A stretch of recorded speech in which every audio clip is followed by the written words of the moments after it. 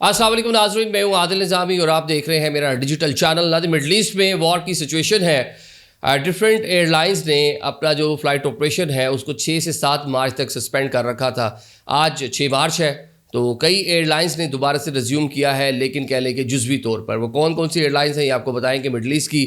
Secondly जनाब, जब ये फ़्लाइट ऑपरेशन बंद भी था लेकिन चंद फ़्लाइट्स फिर भी चल रही थी और कुछ लोगों को वहाँ से निकाला जा रहा था। वो लोग कौन थे ये भी आपको बताते हैं। और एक और क्वेश्चन जो पाकिस्तानी पूछते हैं कि मिडल ईस्ट बंद है, रमज़ान मुबारक का मंथ है, मुक़द्दस महीना है, बड़ी तादाद में लोग एज ए रिलीजियस पिलग्रिम जाते हैं मक्का मदीना, वहाँ पर अपना टाइम पीरियड गुजारते हैं, इबादत करते हैं। उनमें काफ़ी एक तशवीश पाई जाती है कि फ़्लाइट ऑपरेशन ओपन है सऊदीया के लिए या दीगर जो रीजन्स हैं इवन तुर्की वगैरह कि वो बंद है। ये भी आपको बताते हैं। मिडल ईस्ट में हालात ख़राब हुए, आज 7वां रोज़ है। 7 रोज़ से मिडल ईस्ट की फ़ज़ाएँ अगर आप फ़्लाइट रडार पर देखें आपको खाली नज़र आएंगी, इक्का दुक्का परवाज़ें आपको नज़र आएंगी। चले पिछले 3-4 दिन में हमने देखा कि सिर्फ चंद परवाज़ें आपको दुबई की फ़्लाई हदूद पे भी दिखाई देती हैं, जो उसकी फ़ज़ाएँ हैं।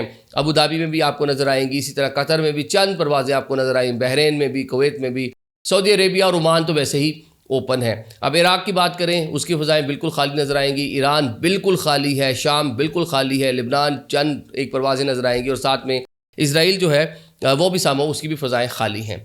अब डिफरेंट एयरलाइंस ने 6 से 7 मार्च का टाइम दे रखा था कि जी फ़्लाइट ऑपरेशन को बहाल करेंगे। उससे पहले तमाम अपनी जो एक्टिविटीज़ हैं उनको सस्पेंड किया था। आज ख़बर ये है कि दुबई से एमिरेट्स ने दोबारा से जुज़वी तौर पे अपना फ़्लाइट ऑपरेशन बहाल किया है। एयर अरेबिया ने फ़्लाइट ऑपरेशन बहाल किया है। फ़्लाई दुबई ने अपना फ़्लाइट ऑपरेशन बहाल किया है और साथ में इत्तेहाद ने मखसूस और महदूद पैमाने पर फ़्लाइट जो है वो चलाने का ऐलान कर दिया है। पिछले वैसे 3-4 दिनों से ये एयरलाइंस, एमिरेट्स ने नहीं बिल्कुल शुरू किया था लेकिन इत्तेहाद फिर भी अपना फ़्लाइट ऑपरेशन कुछ ना कुछ जारी रखे हुए थी।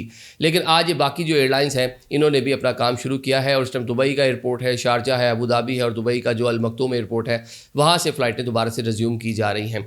पिछले चंद दिनों में जो फ़्लाइटें चल रही थी आप रडार पर देखते थे तो आप अचानक से मतलब हैरान हो जाते थे, यार कौन सी परवाज़ें हैं जो लैंडिंग भी कर रही हैं, टेक ऑफ भी कर रही हैं, आपको दुबई की फ़ज़ाओं में परवाज़ें नज़र आ रही थी।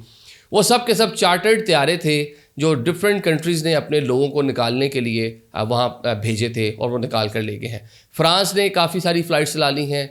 आपका जो बरतानिया है वो बरास्ता रियाद और ओमान ऑपरेट कर रहा है। कुछ परवाज़ें यहाँ से भी उन्होंने ऑपरेट की, अपने लोगों को निकाला है। अमेरिकन ने निकाला है। इसी तरह डिफरेंट जो दुनिया के तगड़े ममालिक हैं ना, उन्होंने अपने लोगों को कहने के सामने एवैक्यूएट किया है कि आप इस रास्ते से आ जाएं, या फिर उनको एक कह लें एडवाइजरी जारी की गई थी कि आपने फ़लाना बॉर्डर क्रॉस करना है, आपने रियाद चले जाएं या मस्कत चले जाएं, हम वहाँ से आपको एयरलिफ्ट कर लेंगे, हम वहाँ से आपको आपके ममालिक में ले जाएंगे। अब एयरलाइंस ने जनाब एक जो एडवाइजरी जारी कर रखी थी उसमें जनाब उन्होंने कहा है कि सिर्फ वो लोग अब एयरपोर्ट पर आएँ जिनके पास एक कंफर्म टिकट हो और सेकेंडली एयरलाइन का ईमेल मौसूल हुआ हो। ऐसा नहीं है कि आपको 8 तारीख का टिकट आपने बुक करवा रखा था तो 8 को जाएंगे तो आपको लेके चले जाएंगे। नो, जब तक कि आपको एयरलाइन की जानिब से कंफर्मेशन की ईमेल रिसीव नहीं होती। ईमेल समझे अब आपका टिकट है, अदरवाइज ये टिकट आप कैंसिल ही समझें, उसको दोबारा से रीबुकिंग करवा लें, रिफ़ंड करवा लें, या उस टिकट के खाते पर आप दुबई में मौजूद है, आपको अकोमोडेशन भी मिली हुई है, आपको होटल भी मिला हुआ है, खाना पीना सारी चीज़ें वो आपको टेक केयर करेंगे। अदरवाइज़ जब तक कि आपको कन्फर्मेशन वहाँ से कॉल नहीं आती। अब आगे बढ़ते हैं जनाब। कुछ कवानीन जो मुकामी तौर पर मौजूद थे इन कंट्रीज़ ने उनको भी सस्पेंड कर दिया है। हमने कुछ अर्सा पहले एक व्लॉग में आपको बताया था 2-3 हफ्ते 4 हफ्ते पहले कि रोज़ाना की बुनियाद पर ओवर स्टे का आपको जुर्माना देना पड़ेगा, मतलब पर डे आपको फ़ाइन होगा। अब यूएई की गवर्नमेंट ने वो पर डे वाला फ़ाइन फ़िलहाल सस्पेंड कर दिया है। आपका वीज़ा ख़त्म हो चुका है, आप ओवर स्टे कर रहे हैं रोज़ाना की बुनियाद पे, तो आपको पर डे वाला फ़ाइन अब नहीं देना पड़ेगा। On the other side border crossing की फ़ीस है यूएई की गवर्नमेंट ने जो रखी हुई है। कल एक खातून की मैंने एक वीडियो देखी, वो जनाब ओमान का बॉर्डर क्रॉस कर रही थी और बता रही थी कि यहाँ पर जब भी आप जितनी बार आपने क्रॉस करना है तो यूएई की गवर्नमेंट को आपने इतने धर्म जो है वो फ़ीस देनी ही देनी है। तो वो जनाब वो भी उन्होंने इस टाइम ख़त्म कर दी है, वेव ऑफ कर दी है। जितनी बार जाएँ, जितनी बार मर्जी आएँ, वो बाकी वीज़ा शीज़ा तो आपके पास वो होना ज़रूरी है, वो जो कंडीशन है वो तो अपनी जगह स्टैंड करेंगी, लेकिन फिर भी बॉर्डर क्रॉसिंग के मौका पर आपको एक मखसूस मतलब जो एक रकम मुकर्रर की गई थी वो देना होती थी, इस टाइम आपको वो भी नहीं देनी। अब ज़रा बात कर लेते हैं एयरलाइंस के अखराजात। एयरलाइंस दिवालिया हो गई हैं।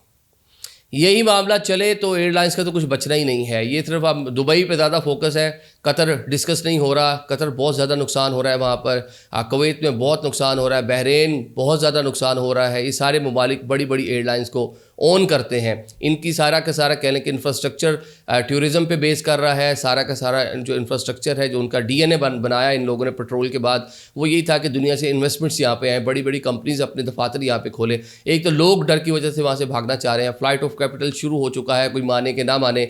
हमारे पाकिस्तानी बहुत सारे दोस्त नीचे कॉमेंट करके कहते हैं जी हम तो इधर सुकून से बैठे हैं, शायद हमारे पास कैपिटल है ही नहीं, हम तो मुश्किल टाइम में से हम तो फ़्लाइट ही चाहिए होगी, तो हम तो इसलिए वेट करेंगे। लेकिन जिनके पास पैसा है वो लोग तो मतलब अपनी चीज़ों को मैनेज कर ही रहे होंगे।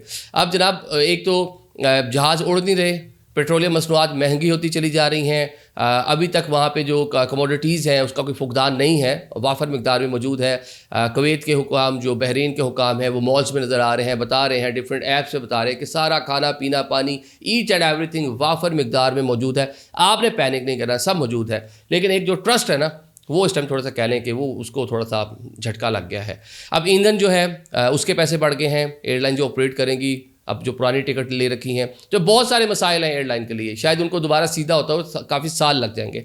अब पाकिस्तानियों का एक सवाल होता है जनाब, पाकिस्तानी अक्सर एक बात पूछते हैं कि जनाब ये आपका हमने उम्रा पर जाना है, रमज़ान मुबारक का महीना, अब तो दूसरा अशरा जो है उसका मिड में हम क्रॉस कर रहे हैं। अब जनाब कि हमने जाना है, आखिरी अशरे में बहुत सारे लोग जाते हैं, तो फ़्लाइट ऑपरेशन सऊदी अरेबिया के लिए जो बिल्कुल फ़्लाइट्स हैं वो बहाल हैं, लेकिन फ़्लाइटें हैं ही नहीं।